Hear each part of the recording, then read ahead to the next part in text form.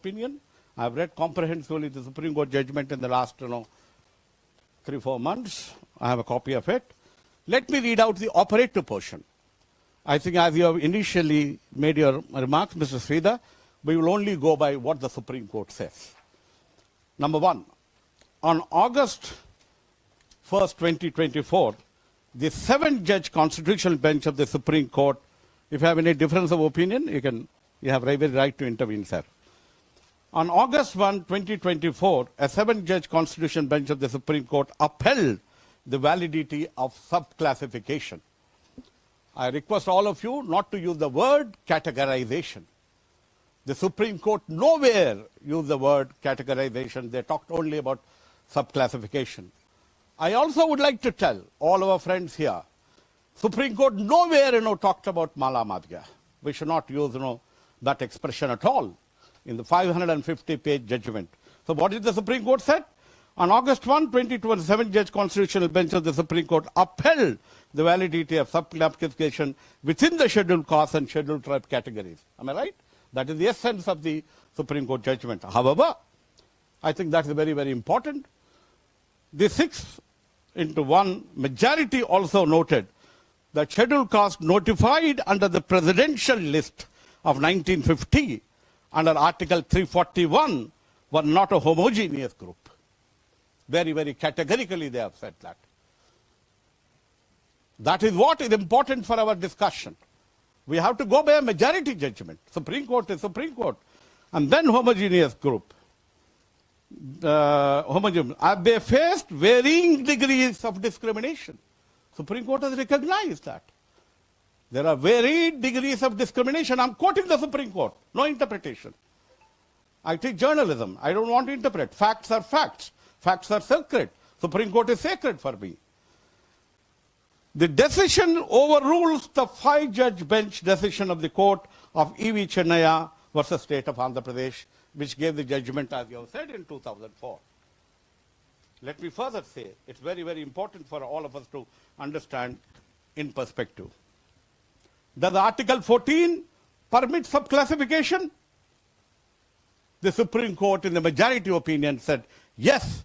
Under Article 14, endorses, I'm quoting the Supreme Court, parity of treatment under the parity of conditions, not sameness. Subclassification is a facet of equality and it is permissible. In the majority judgment. Majority judgment. And then, second, this is important for our discussion. Only 7 points I want to make. Number 2, are scheduled caste a homogeneous group? Supreme Court categorically in the 6-bench judgment said, no. Inclusion in the presidential list is not an indication of homogeneity. There is a historical evidence to suggest there are varying degrees of backwardness within the scheduled caste group. And Supreme Court has quoted 27 judgments on this issue, and perhaps even a little more. Then another important discussion which is required for us. Does subclassification amount to tinkering with presidential list? Very, very important for our discussion. Are we tinkering? As we very rightly pointed out, 341, we cannot exclude or include. Supreme Court in about 20 pages have very clearly said, no, it is not tinkering with 341. What did the Supreme Court said? The count of E.V. Chennaiah versus State of Andhra Pradesh incorrectly held that subclassification amounts to, I'm quoting the Supreme Court, amounts to tinkering with the presidential list. Subclassification now, the Supreme Court says, does not, I have a problem with my site. Subclassification does not entail inclusion or exclusion of caste from the presidential list, and therefore it is not tinkering. We are not changing 341. One more point. Does Indians have any restricts subclassification? I think for our discussion, OBCs are not required because Indira Savani case only deals with OBCs. We're only talking about scheduled caste and scheduled tribes. Though my friend quoted extensively, that is only relating to OBCs. They did not look at SCs and STs. Now, one more important point. Do states have the power to create subclassification? Supreme Court examined this very, very comprehensively.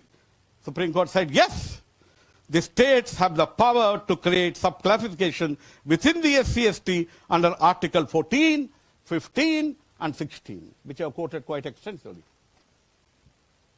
Then comes last point. What are the limits for subclassification? I'm quoting again the Supreme Court. Classification in which certain castes within the presidential list are excluded completely from the benefit of reservation. Are subclassification subject to judicial review? I think he has made it very clear. Yes, Supreme Court says. States cannot act according to their whims and political interests, which he did not mention, but that is my worry.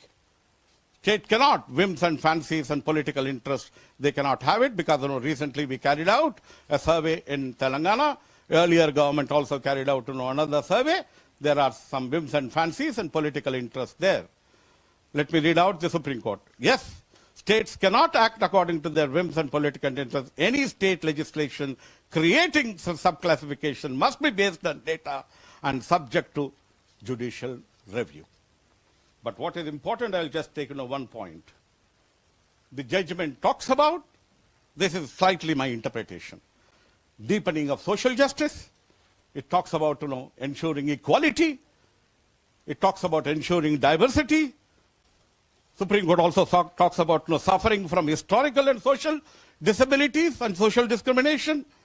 And Supreme Court also, as I have said, it is not a homogeneous group. Lastly, I will exactly quote what the Supreme Court and then wind up. 6 of the 7 judges have now ruled the 2004 judgment was wrong.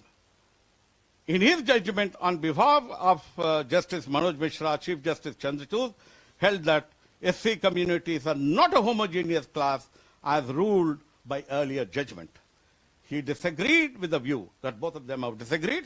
4 of them have agreed with them. That's the 6th judgment. He agreed with the view that the act notifying the list of SCs create a deemed fiction. They have used the word deemed fiction, that all of them have a similar status. In other words, it's fictional to think, it's fictitious, unrealistic to think that not all of them belong to the same group.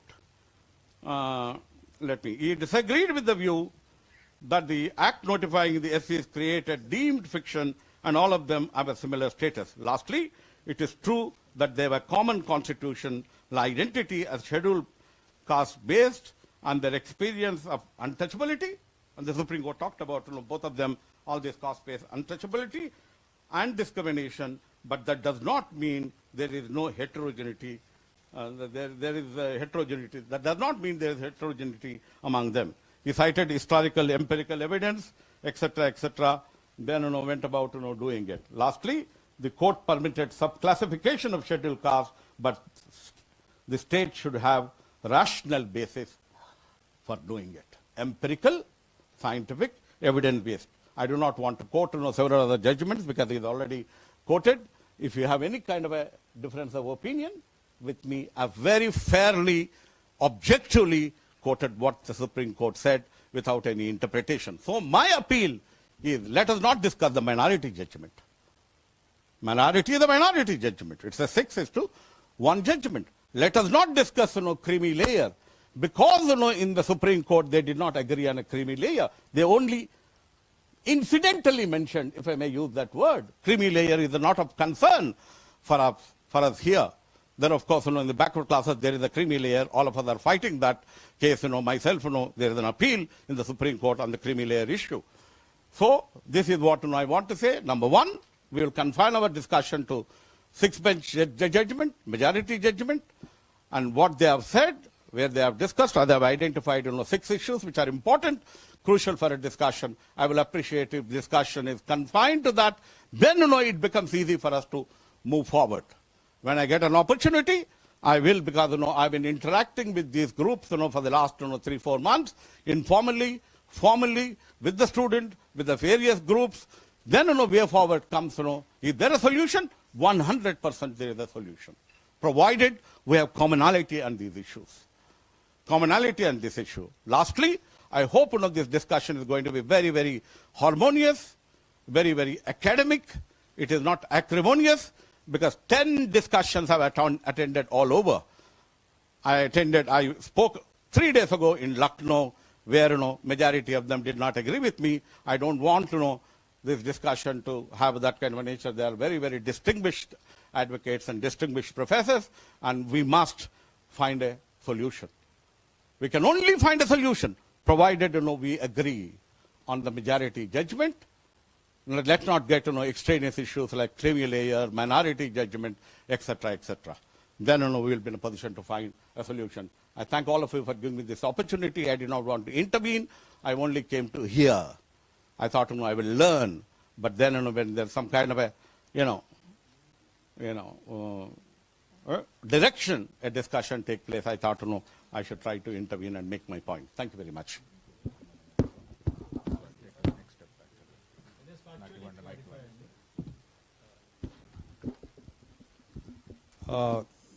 Professor Garu, you may note down the page and para numbers. Justice Vikram Nath, in his opinion, para 2, says, I am also in agreement with the opinion of Brother Justice Gawai that creamy layer principle is also applicable to scheduled caste. So it makes it 1 + 1, 2. And then we have Justice Pankaj Mittal. He says, para 84 also says that. So, and Justice Chandrachud also has said that, and therefore, as I place the judgment, so there are opinions which are all on one side, and Justice Bela Trivedi on the other side. She is the only minority here, not Justice Gawai. Yeah. As an advocate, I want you to clarify that creamy layer is not an issue.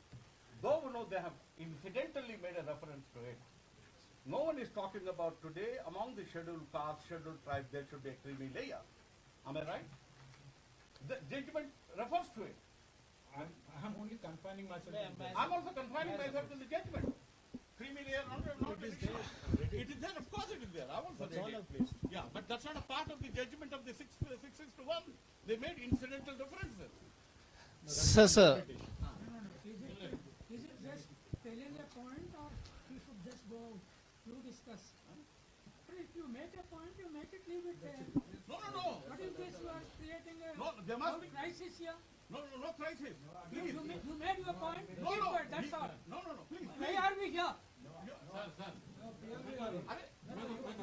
No, 1 minute. No. That is your opinion, my friend. No. You are started off the way. The chair is not even allowed. When you are carrying discussion among yourself, should we I'm sorry. go out? Should we go out? I don't want anyone to go out. I will not even. Professor Vishweshwar Rao, if you think that you have every knowledge, we will go out. Did I say? That's what you are saying. Please maintain some decorum. What are you discussing with him? No, I also said I didn't want to speak. No. Sir. It is meant for everybody. So please. This chair asks. So we are not here to your personal opinions, sir. We are here to listen the constitutional opinions. It may be the Pankaj Mittal or it may be the Gawai. Please, sir. Please, sir. Please, sir. I already guess, of course I was beaten in Lucknow. No, please, I don't want to talk, sir. I don't. No,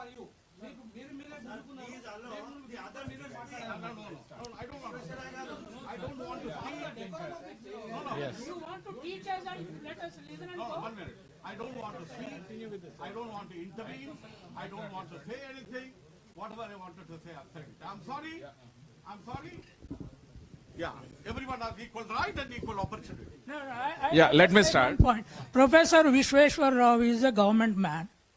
I am telling, he is a government employee now. No, I'm not a government. And he is a commission member. No, therefore, he should be within his limits. That is my point. Yeah, అందరికీ నమస్కారం అండి.